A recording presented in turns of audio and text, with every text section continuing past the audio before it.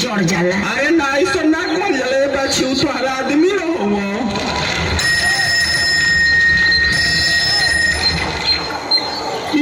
नाम ले ले कि शैतान हाजिर हो गई है। ए अम्मा जी गोल लगातानी। अरे खुश रहो हमार लाल, दिन रात बढ़ो आ कोहरा जैसन फूल मोटा बढ़ो ए बाबू। यहाँ कैसन ये कोई मोटरी गोटरी बनले। अरे खिचड़ी न लेके आ रहा हो और तो के लिए आ जाए। हम जाए ना, हमके जाए के ना जूता खाए खातिर हम जाए नहीं, समझ जा। हाँ बोल ले, आपन झोपड़िया बिलरियो शेर हो जाले। बोल ले बोल ले। हाँ तका वो जो मरत रहले तका ए जो मरबे आओ ना मार के दिखा तो तनी। तका तू घोट गलबी घोट अब कि तार लोला कुछ अब लोला।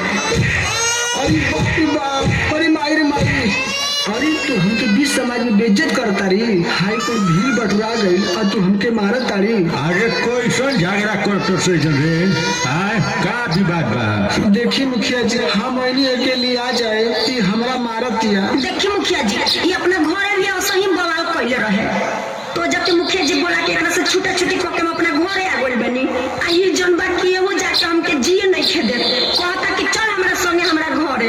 तो अब बताई कि कैसे जाई एकरा संगे। ए पाहुन देखई हमारा घर के बहन बेटी हिय आ तू पाहुन हव ए नाते हम तो से पूछतनी का चाहत र कि लौड़ लाख हो जा। मुखिया जी हम ये चाहता नहीं ना, हमार परिवार भी है हमारी गन चल चले।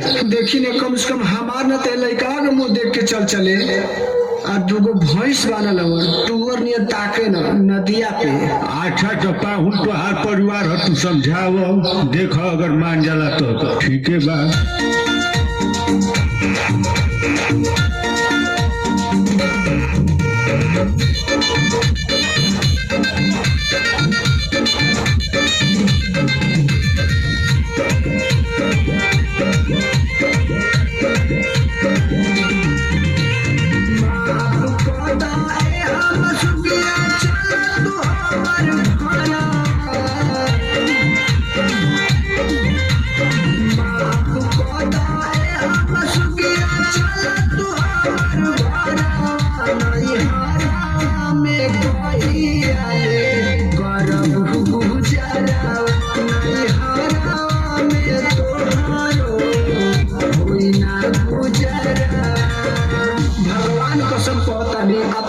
तनको न सताई चल चला तो से हाथ जोड़ के मिनती। ए बेटी देखो मान जा, दुनिया मजा लेवे वाला होला लेकिन भीड़ा वाला से बढ़िया बाकी अपन घर दुआर है बाछी जाया देखो आ बढ़िया से रहो।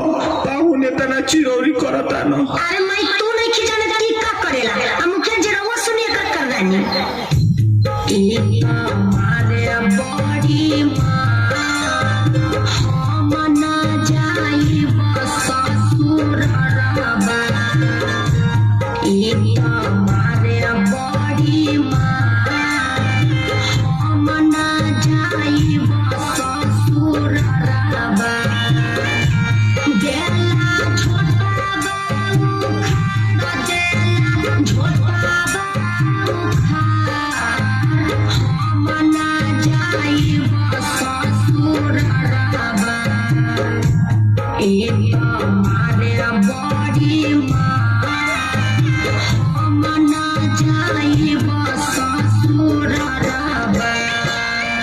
का पाहुन ई तो रहन ठीक नहीं थे। रोज पी के आवेला मारेला गरी आवेला बताई हम कैसे एकरा संगे जाई कैसे रहम एकरा अब का कह चाहतनी पाहुन कोई जवन कहबू तवन करब तोरे तरीका से जियब।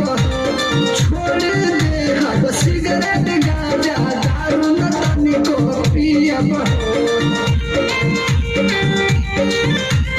जवन कहबू तवन करब तोरे तरीका से जियब। छोड़ दे हम सिगरेट गांजा दारू न तनिको पियब। जानत बानी तोहर चरित खूब मखन लगाइबा ले जाई के ससुरबा जाओ दिन भर खटइबा ले जाई के ससुरबा जाओ दिन भर खटइबा। अरे ना ए रानी हम सुधर गइल बानी, ऐसा मत सोचा कि तोके ले जाके हम दिन भर खटाई। अरे जाए रे बेटी, चल जा, एक बार और चल जा, दूगो लड़का मारो सोनो नो कत मुंह देखे बचिया। अरे चल जा उची, ए बेरी बात चल जा। अगर एक करी बात पाहुन अगर कौनो गलती कोई न तो लाठी बात जाई। ठीक बा मुखिया जी, रउआ कहतनी तो रउआ बात पर हम चल जातनी, न तो एकरा बात पर हम कबो न जैती। दिन भर दिन भर